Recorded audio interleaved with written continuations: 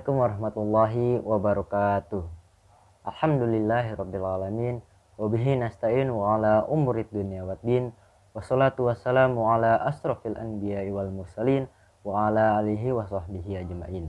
Amma ba'du. Pertama-tama marilah kita panjatkan puji serta syukur kita terhadap hadirat Allah Subhanahu wa taala yang telah memberi kita rahmat serta hidayahnya serta nikmat yang dapat kita rasakan sehingga kita dapat berkumpul dan juga melaksanakan aktivitas-aktivitas seperti biasanya. Selawat sharing salam tak lupa kita hanturkan kepada baginda besar kita, suri tauladan kita, manusia paling baik akhlaknya, yaitu Nabi Muhammad Sallallahu Alaihi Wasallam, yang dimana semoga kita merupakan salah satu dari umatnya yang akan mendapat syafaat dari beliau di yaumul akhir nanti. Amin amin ya rabbal alamin. Pada kali ini saya akan menjelaskan mengenai peran masjid dalam pemberdayaan umat.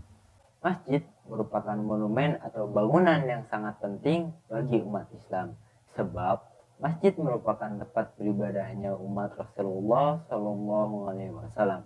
Masjid berasal dari bahasa Arab yakni masjid.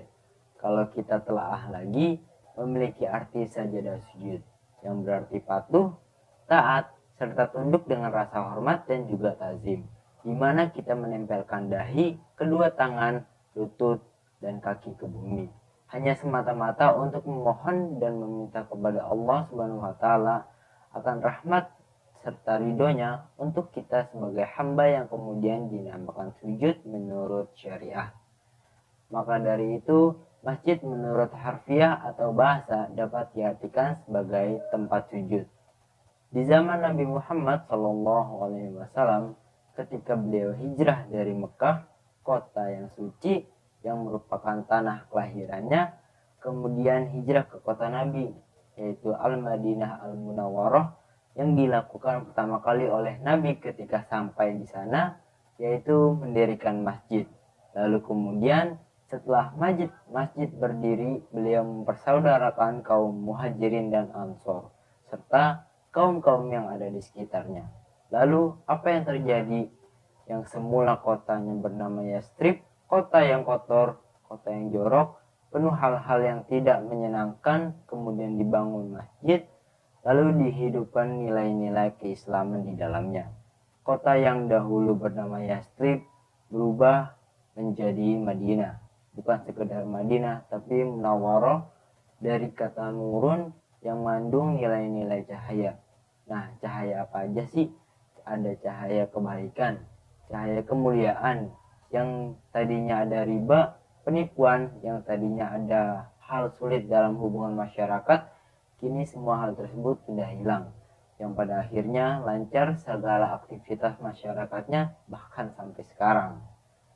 Nah, maka dari itu, fungsi utama dari masjid ialah sebagai tempat di mana kaum muslimin untuk menunaikan ibadah sholat yang telah diperintahkan Allah Subhanahu wa taala kepada hambanya, yang dibawakan oleh malaikat Jibril untuk disampaikan kepada Nabi Muhammad SAW, dan disebarkan perintah itu untuk kepada umatnya untuk beribadah kepada Allah Subhanahu wa taala. Akan tetapi bukan hanya sholat fardu saja yang ada, pun juga sholat sunnah yang dapat dilakukan di masjid. Allah Subhanahu wa taala mewajibkan bagi laki-laki untuk melaksanakan sholat fardu secara berjamaah di masjid atau rumah-rumah Allah yang ada di sekitarnya, karena Allah akan melipat gandakan 25 pahala daripada sholat sendiri di rumah. Bahkan orang yang sholat berjamaah di masjid dapat dikatakan sebagai orang yang memakmurkan masjid. Sejauh apapun jarak tempat kita tinggal ke tempat hiburan yang akan kita tuju, mengapa tidak merasa berat ketika melangkah? Sangat sering menginjakkan langkah kita dan memarkirkan alas kaki kita di sana hanya untuk menghibur diri, baik bersama teman maupun keluarga. Akan tetapi, mengapa sangat sulit berat untuk melangkah kaki kita untuk menuju rumah Allah? Dan seberapa sering sih kita memarkirkan alas kaki kita di masjid-masjid Allah? Maka dari itu, sejauh apapun jarak tempat tinggal kita dengan masjid yang ada, akan dihitung pahala pada setiap satu langkah kaki kita menuju rumah Allah, ditinggikan derajatnya, dan akan dihapus dosa-dosanya oleh Allah Subhanahu wa Ta'ala. Dengan diwajibkannya laki-laki untuk sholat berjamaah di masjid, bukan berarti kaum wanita tidak boleh untuk ikut sholat di masjid. Akan tetapi wanita lebih dianjurkan untuk dirinya menunaikan sholat di rumah masing-masing agar terhindar dari namanya fitnah. Namun fungsi masjid bukan hanya tempat untuk menunaikan ibadah sholat. Di zaman Rasulullah, peran masjid yang utama digunakan untuk pusat ibadah seperti sholat fardu berjamaah ataupun sholat sunnah, digunakan untuk menyebut nama-nama Allah Subhanahu wa Ta'ala, kemudian untuk bertikaf, lalu kemudian dijadikan sebagai pusat pendidikan dan pengajaran seperti penyebaran dakwah Islam, pengajian dan pembentukan karakter umat. Yang ketiga, digunakan sebagai pusat penyelesaian problematika umat dalam aspek hukum dan dijadikan sebagai pusat pemerintahan di zaman Nabi. Kemudian yang terakhir digunakan sebagai pusat pemberdayaan kemasyarakatan dan juga ekonomi umat melalui baitul mal dan pengembangan lembaga amil zakat, infak dan sedekah. Dalam surah At-Taubah ayat ke-18 sudah Allah jelaskan bahwa hanya orang-orang yang berimanlah yang dapat memakmurkan masjid.